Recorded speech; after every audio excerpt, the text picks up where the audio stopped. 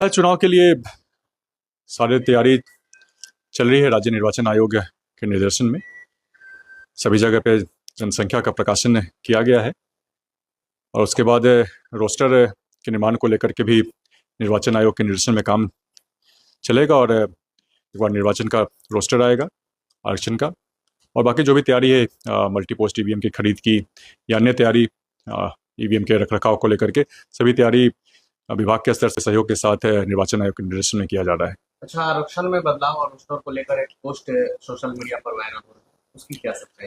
नहीं, आरक्षण के रोस्टर किस पोस्ट की आप बात कर रहे हैं हम बता नहीं पाएंगे किसी खास पोस्ट के बारे में, लेकिन जो कुछ भी काम होना है निर्वाचन आयोग के निर्देशन में किया जा रहा है।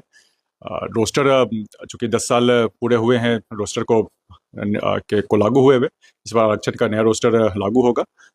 और इसके अलावा बाकी जो चुनाव से संबंधित जो सामान्यतः जो प्रश्न रहते हैं लोगों के मन में, चुनाव सही समय पर कराए जाएंगे। 2021 में दिसंबर के समय पर जाकर चुनाव का काम पूरा हुआ था, उसी कार्यकाल को देखते हुए इस वर्ष भी चुनाव कराए जाएंगे। मल्टी पोस्ट ईवीएम के माध्यम से चुनाव कराए जाने हैं, लोगों को सहूलियत होगी, तेजी भी आएगी, हर तरीके से चुनाव फ्री एंड फेयर हो, इसको लेकर निर्वाचन आयोग कमर कसे हुए है। ये स्पष्ट है कि ईवीएम से ही इस बार चुनाव होने जा रहा है। जी, सभी 6 पदों के लिए मल्टी पोस्ट ईवीएम के माध्यम से चुनाव कराया जाएगा। अच्छा, सबसे बड़ा सवाल है कि जो जनप्रतिनिधि है पंचायत को, वो कह रहे हैं कि चुनाव होने ही नहीं देंगे जब तक परिसीमन नहीं होगा, आरक्षण नहीं लागू होगा, तब तक नहीं चुनाव। नहीं, आरक्षण के ऊपर तो काम चल रहा है, बिल्कुल सही बात है। आरक्षण वैधानिक एक जरूरत है, आरक्षण होना है। 10 साल पूरे हुए हैं रोस्टर को लागू हुए, इस बार बदलाव होगा और उसके उपरांत ही फिर चुनाव का काम कराया जाएगा।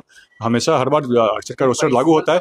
परिसीमन चूंकि 2021 में कोरोना के कारण सेंसस का काम नहीं हो पाया था, उस कारण से फिर हमारे पास नया डेटा उपलब्ध नहीं है। और आज के समय में भी देश में सेंसस का काम चल रहा है, जनगणना का काम चल रहा है। इसका डेटा एक बार जब उपलब्ध हो जाएगा, उसके उपरांत फिर पूरे देश में एक बार फिर से परिसीमन का काम होना है, लोकसभा के लिए हो, विधानसभा के लिए हो। उस डेटा के आने के बाद उन आंकड़ों को देखते हुए फिर परिसीमन का काम किया जाएगा। ये तय है कि इस बार जो पंचायत चुनाव होगा बिहार में बिना परिसीमन का?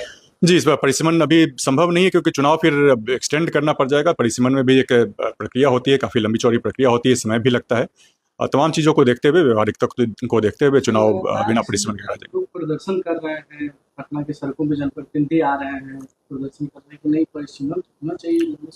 नहीं, लोगों की मांग है, बिल्कुल से हम सहमत है, मांग को लेकर असहमत नहीं है, लेकिन जो व्यवहारिक दिक्कत है 2021 में कोरोना के कारण नहीं हो पाया जनगणना का काम।